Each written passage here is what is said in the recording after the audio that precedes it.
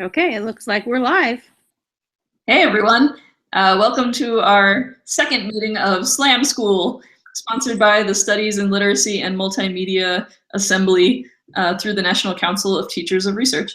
I'm here with Robin Seglum, president of SLAM, and I'm Nicole Mira, and I am a member of SLAM, assistant professor at University of Texas at El Paso, and a former high school English teacher. And we are excited to join you. We hope that you're following us either on YouTube or that you watch this video later. In case you missed our first session 2 weeks ago, the purpose of SLAM School is to find a time and a place when teachers can come together and learn about the different digital tools at their disposal to foster literacy among their students, as well as civic education and civic engagement. We know that this is a crazy time that we're living in. There are a multitude of tools available and a multitude of issues that we want to get involved in, and sometimes it all seems like it's just too much. So we're here to kind of provide some guidance and get you started with some resources and tools that you could use both in your classrooms and in your personal life. So 2 weeks ago, we did a primer on Twitter, how to use Twitter, which we got a lot of great responses about. And so today for our second session, we wanted to talk about the topic of contacting your elected representatives, how to do it and why to do it. And I wanted to start off just by talking a little bit about why this would even be a topic for a SLAM school session, because you may be thinking to yourself, you know, I'm a literacy teacher. This is a literacy and multimedia assembly. Why are we talking about contacting our representatives? That's something I can do on my own time. But I think there's two reasons that we think it's important to do through this Hangout. Number one, we're always looking for authentic literacy experiences to engage our students in. And many of our students, as we know, are engaged in the current political climate. They have questions, they have concerns. They are citizens, even if they are not of voting age. They are engaged in civic life. So it's a perfect way to use a persuasive essay writing assignment by actually getting students involved in contacting, learning who their representatives are, and learning how to contact them and to craft persuasive arguments to the people that represent them and their families in the Congress or in any area of government. So that's number one. We want to make sure you know how you can get young people involved in doing this. And the second reason is that we have to remember that as teachers, we are also civic agents. We are citizens. That means that when we are outside of our classrooms, we can be advocating for our students. We can be advocating for ourselves. We can be advocating for the issues that we care about. And the way that we get more attention to public education is by contacting the folks who represent us once again. So those are kinds of the reasons that we wanted to do this. And I want to start off by sharing my screen, and we're going to go through a few different web resources that you can use to get started with finding your representatives and then figuring out what is the most compelling thing you can say to them to get them to listen to you. Okay, so I'm going to share my screen. And Robin's going to let me know if she sees my screen. Can you see it? Cool. So you may be thinking to yourself, Nicole, I am embarrassed to admit this, but I don't even know who my elected representatives are. Do not be embarrassed. It took me a long time to know more than just my senators, right? Sometimes we know some of the big names that we see on the news, but we forget about some of the folks that are further down the line. So the website that I've pulled up here is just simple to start us off, just to figure out who your representatives even are. You can go to usa.gov/elected-officials. And you'll see here it's a page where you can find every one of your elected officials. So starting all the way at the top with the president and going all the way through your senators, representatives, your governor, your state legislators, and even your city, your local elected officials. And we're going to talk about that as we go on, because sometimes we get so wrapped up in contacting folks at the national level that we forget about the kinds of impact that we can make at the local level. Okay, so you can see there's a web form that you can use to talk to the president. And so let's say you now want to know who your senators are. You would click right here, and this whole page comes up with every one of the senators. I'm currently living in El Paso, Texas. So again, if I wanted to find my representatives, my senators, I would just put Texas. And this is where my two senators come up. And I just wanted to show you a little something as we talk about different ways to contact your senators. So I'm just going to do an example. I'll click on Ted Cruz, who is one of my senators. And that will take you directly to whichever senator you click on will take you directly to their website. You have to be careful because these websites can sometimes be confusing. Every representative designs their website differently, so there's no easy way to figure out how to navigate all of them. You kind of have to do trial and error. And for me, I look at the website and I immediately see there's a place to contact. And this is where I click. And I can see office locations, different ways to get media bookings or press inquiries to get a meeting. And I'm going to click here. And this shows all the different offices that Ted Cruz has in Texas. And there's also obviously ways on this website to do several things. You can call, you can email, and then there's obviously information about town halls and actual in-person meetings. So I want to stop here because I want to explain a little bit about some of the research I've been doing on, what is the best way to contact your representative? Is it better to email? Is it better to call? There's a lot of controversy about this online, but you can type in what's the best way to contact my representative, and you'll see a lot of arguments going on online about what the most effective means of getting through is.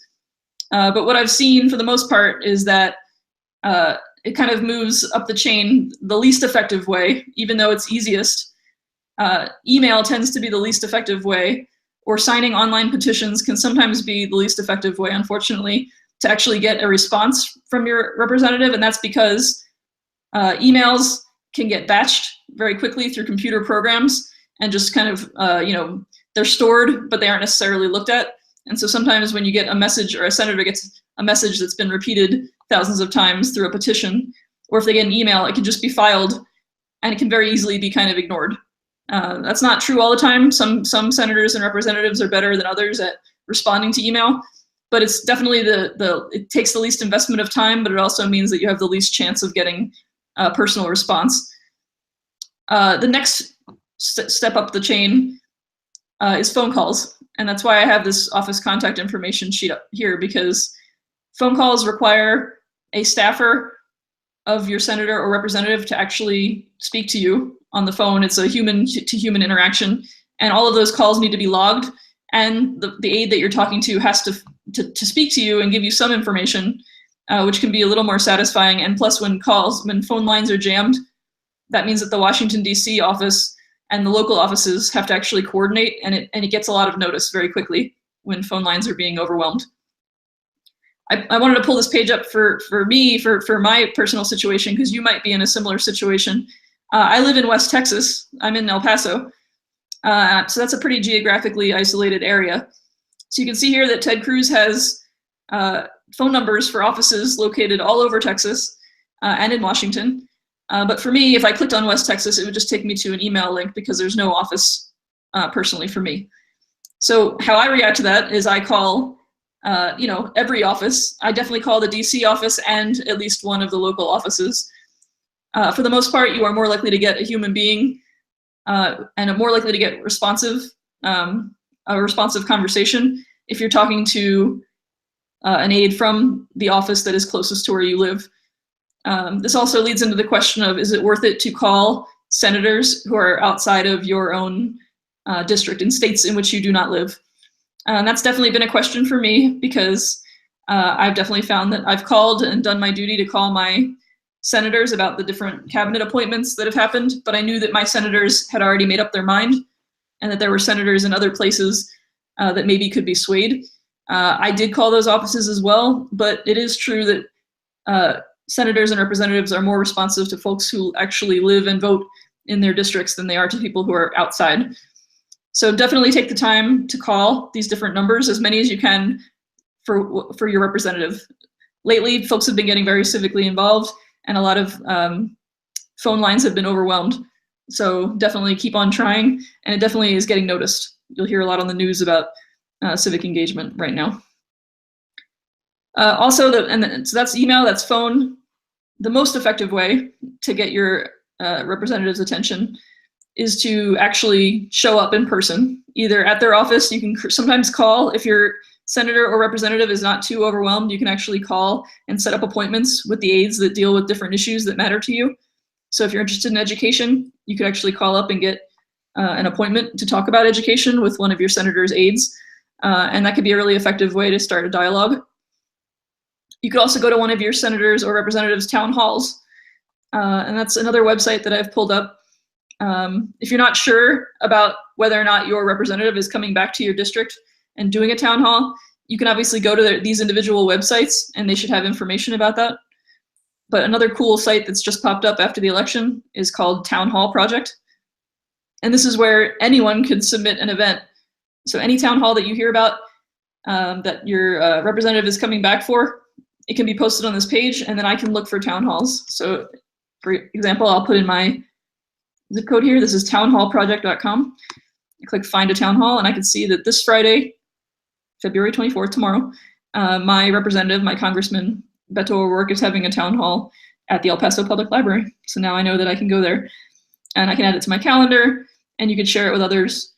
The interesting thing about this, you might be hearing on the news right now, the reason a lot of town halls are happening this week is that Congress is in recess, so a lot of representatives are back in their districts. And you've seen on the news, there's been huge turnouts at different town halls, where to the point where some representatives are actually not showing up to their own town halls. But this site is here because sometimes citizens want to have town halls even if their representative is absent, just so they can speak their mind and show the force and the power in numbers. So you can click join us to learn more about town halls in your area. You can get emails, and you can also submit events that you want folks in your area to know about. Okay, so that's kind of the first step, is finding your elected representatives and figuring out where they are, when you can speak to them, and how you can best express your concerns. Another way to look at it, you don't need to look at it just in terms of your direct elected representatives. You could also think of it in terms of participating in a political party. So if I'm interested in the Democratic Party, then I can go to this website, www.democrats.org. And this is the DNC website. This is about the Democratic Party writ large. So even if I'm living in a place where maybe I don't have as much contact, or I'm not surrounded by folks who share my political persuasion, you can still get involved here. And you'll see there's lots of stuff you can do. They're obviously going to be asking you for donations. They're going to be asking you different issues that you can get involved in.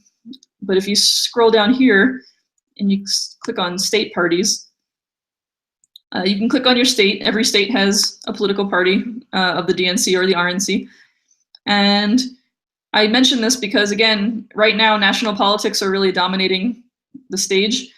But we don't want to forget about the fact that you can get involved at the state level and a lot of times make more impact than you could at the national level. So I won't take you all the way through the site, but you can see once you click on your state, you can definitely get email updates, so you'll know what your Democratic Party is doing. There's ways for you to get involved. You can volunteer. You can actually think about running for office or being involved in the party system. There was a lot of talk around the election about the Electoral College and what does it mean to be a voter in the Electoral College? How do you do that? You could find all that information out by going to your state party and getting involved at that level. It's definitely a great way to find more for you to do where you can feel immediately efficacious, as opposed to sometimes at the national level where you feel like it takes a long time to have your voice heard. Okay, so that's another one you can use. Now I'm going to talk kind of more generally about what are some national efforts that you can do that are not necessarily related to any individual representative or even a party. What other ways can you get involved? There's a cool website that's been getting a lot of attention lately called swingleft.org. And a lot of folks have talked about the fact that even though the presidential election always gets the most attention and is obviously extremely significant, a lot of where we've ended up today was because of midterm elections that don't always get as much attention and that folks don't always vote as much in. So this site is set up purposely to get ready for 2018 and the midterm elections. A lot of swing districts are going to be having elections, and this is where we can actually make a big difference in the House of Representatives. So what this site does is that even if you might say to yourself, well, I live in a district that votes solidly Republican every single time. What can I do? There's nothing I can do. Even my little vote doesn't matter, and my district's not going to change. Or I live in New York City, or I live in Los Angeles, and my district is solidly Democratic. What you can do is you can actually type in your zip code, it will show you that even if your district is maybe not a swing district, what is one close to you that you could learn to get involved in? So it tells me that in my district, even though El Paso voted Democratic, Republican Will Hurd won the district in West Texas right next to me by a very small margin. So I can put my email address in and I can wind up figuring out ways, if I wanted to help change that, of how to get involved in being involved in a district close by to me. So this is something that feels a lot more immediate because it's definitely right near you. It's going to help you to figure out how to get involved in something that's smaller than the presidential election, but is in many ways just as important. Okay, so that's another one for you to look at. And finally, you might be hearing a lot on the news about Michael Moore.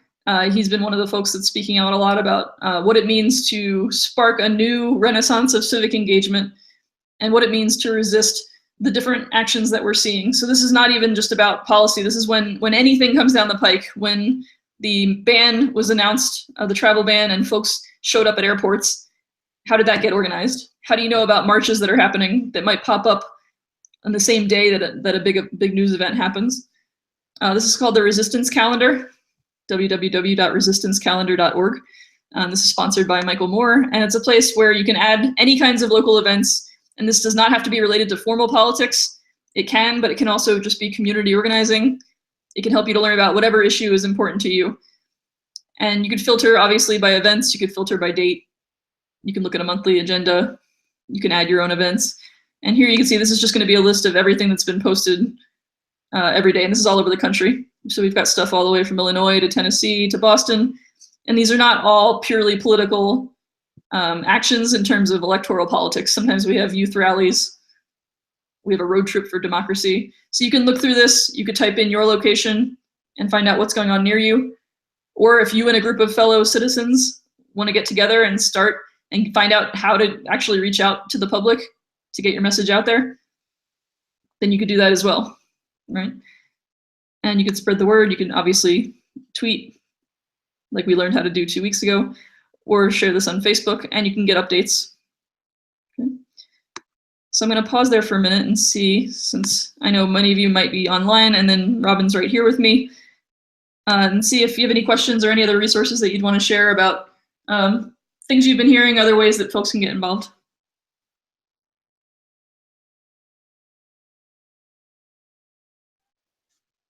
Cool. So then that means that I've covered it all. If you have any questions at all about how to get involved, if you have other resources that you'd like to share about that I haven't covered here that you want to share with the SLAM community, you can tweet at #SLAM.edu.